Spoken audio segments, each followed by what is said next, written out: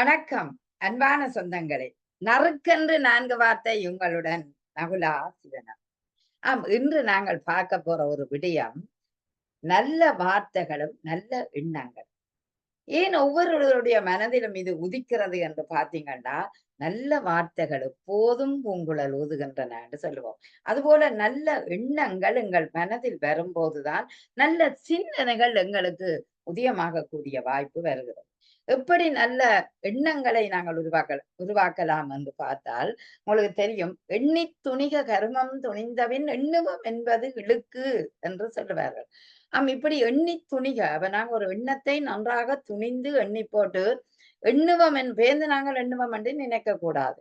ஆகவே நல்ல எண்ணங்கள் தான் எங்களை நல்ல சிந்தனைக்கு வழிவகுக்கின்றன. நல்ல செயற்பாடுகளுக்கு வழிவகுக்கின்றன. காலையில் எழுந்து பார்க்கும்போது எனக்கு ஒரு மகிழ்ச்சி. எப்படி என்றால், சூரிய ஒளியானது வானை கிழித்து வெளிவருகின்றது. அப்பொழுது பார்த்தீங்கன்னா, பகற்பொழுது எங்களுக்கு தெளிவாக மின்னுகிறது. தெளிவாக ஒளிர்கிறது.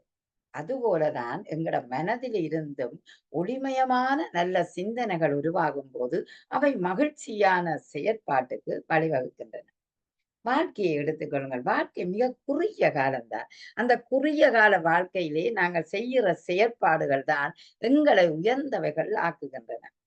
செயற்பாடுகள் நல்லவையாக உருவாக வேண்டுமென்றால், நல்ல எண்ணங்களை நாங்கள் விதைக்க வேண்டும். பாருங்கள், ஒரு மண்ணில போடப்படுற வித்தானது முளைக்கின்றண்டா, அந்த வித்து சிறந்த வித்தாக இருக்கும்போது முளைக்கிறது அல்லவா?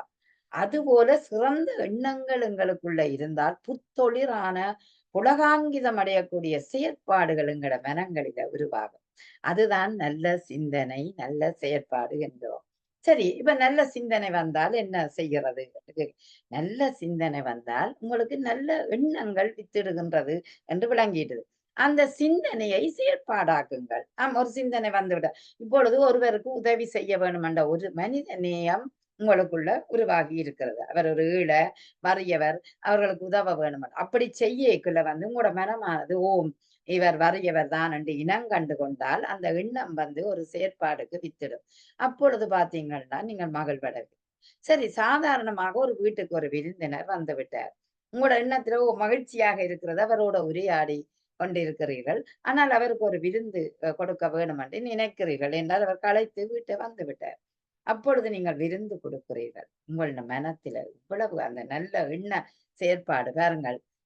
இட்டுப்பார் உண்டவர்கள் இன்பற்றிருக்கையில் தொட்டுப்பார் உன் நெஞ்சை தோன்றும் இன்பம் பல. அப்படி உணவு கொடுத்து ஒருவருக்கு உபசரிக்கும் போது அந்த விருந்து உபசாரம் கூட உங்களுக்கு நல்ல எண்ணத்தை, நல்ல மனநிலையை தோற்றுவிக்கும். இல்லாதவருக்கு உணவளிப்பது இன்னும் சிறப்பு. இல்லையென்று நினைப்பவர்களுக்கு நாங்கள் உணவு கொடுக்க வேணும்.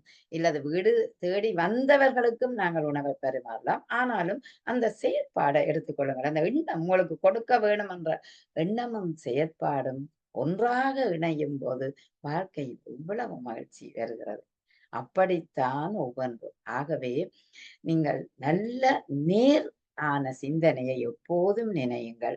எதிரான சிந்தனைகளை விட்டு விடுங்கள். அந்த எதிரான சிந்தனைக்கு நீங்க செலவழிக்கிற ஒவ்வொரு நேரமும் உங்கள் காலங்கள் வீணாகிக் கொண்டிருக்கும். அவை எப்போதும் நல்லவற்றை எண்ணுங்கள், நல்லவற்றை செயலாக்குங்கள். நம் வாழ்க்கை ஒளிமயமான ஒரு அஹ் ஒளிமயமான ஒரு வாழ்வு எங்களுக்குள் தோன்றும். நன்றி. வணக்கம்.